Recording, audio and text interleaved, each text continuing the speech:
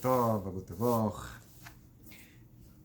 When I started telling the Baal Shem Tov stories of the book of the Shibchei Baal Shem Tov, the praises of Baal Shem Tov, there is a story I skipped about the early youth of the Baal Shem Tov, because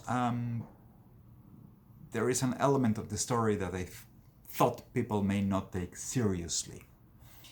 And I don't want it to be thought of as a work of fiction. This is the closest we can get to an actual biography of the Baal Shem Tov, actual stories of Baal Shem Tov. But I will tell it as it is. We know that the Baal Shem Tov's father told him to fear nothing but God. And this is something that stayed with the Baal Shem Tov his entire life.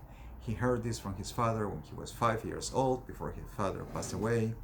And many stories of the Baal Shem Tov and an inspiration for a generation of Hasidim came from this message from Rabbi Eliezer to his son Rabbi Israel ben Eliezer, the Baal Shem Tov. Fear nothing but Hashem. In whatever condition, in whatever situation, have no fear. Fear God alone. The Baal Shem Tov, when he was young, he offered himself for a job. He looked for a position as a Behelfer, a teacher's helper in a cheder, in a school for children. So his first job consisted in basically picking up the children from their homes. There was no school bus in those days. They came by foot, but somebody would go and take the children by hand and walk with them all the way to the school. And he would basically escort and protect the little children from home to school, and did so with tremendous ahavas Israel. The way he would treat them would be such a lovely way that inspired the children to want to look forward to have them picked up and go to school every day. And he would be singing these songs, these nigunim with them on the way to school, and they would inspire them and make them have a very good day.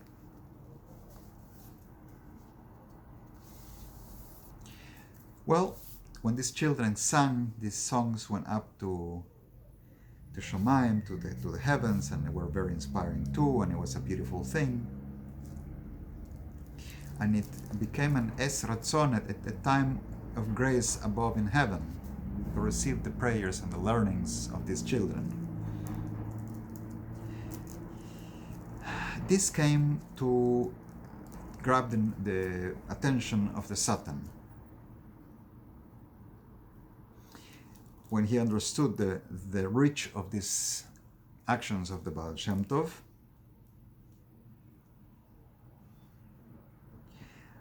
to the point that the Saturn became afraid that this simple act of the Baal Shem Tov, taking the children home or from home to school, inspired them from the day and singing a song, a simple thing, sweet thing like that was going to erase the Saturn from this world.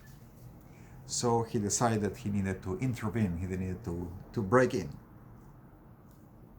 So the Saturn got dressed in the garments of a mechashev, of a sorcerer, who came to intervene when the Baal Shem Tov was taking the children and singing a zemer, song, especially nice, on the way to school. The zemer, the mechashev, the sorcerer, turned himself into a evil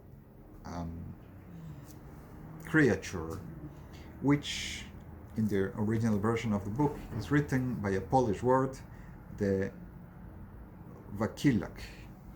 I looked it up and they give an explanation here, and in modern Polish language the word is slightly different. This is in the dialect of Polish spoken in Podolia, the time of the Baal Shem Tov 300 years ago. It refers to a werewolf. Right? This is still a human, but half animal, half wolf. So this Mechashev, this sorcerer that becomes a werewolf, presented himself in front of the children. And the children were terribly afraid. They were fainting. They were as scared as little children can be. They fell ill. Rahaman al-Islam, God save us. They were trembling in fear. Children would be afraid to go to school anymore if such a thing appears. But it came to the Baal Shem Tov memory the words of his father, of blessed memory, not to fear anything in this world but God alone. And with that, he took strength directly from Shemayim, directly from Hashem. So he went to the parents of the children, to the people of the town, and he spoke to their hearts. And he asked them to let him take the children by the hand, that he was going to take them and protect them, B'Shem Hashem, in the name of Hashem.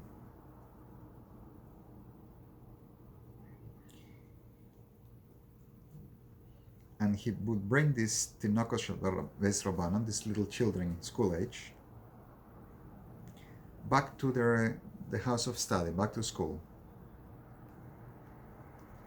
And somehow his words got to them, and they were able to trust him and let him take the children. And he took a strong big stick with him. So as he was walking with the children, singing with a nice voice, the given beast appeared in front of them.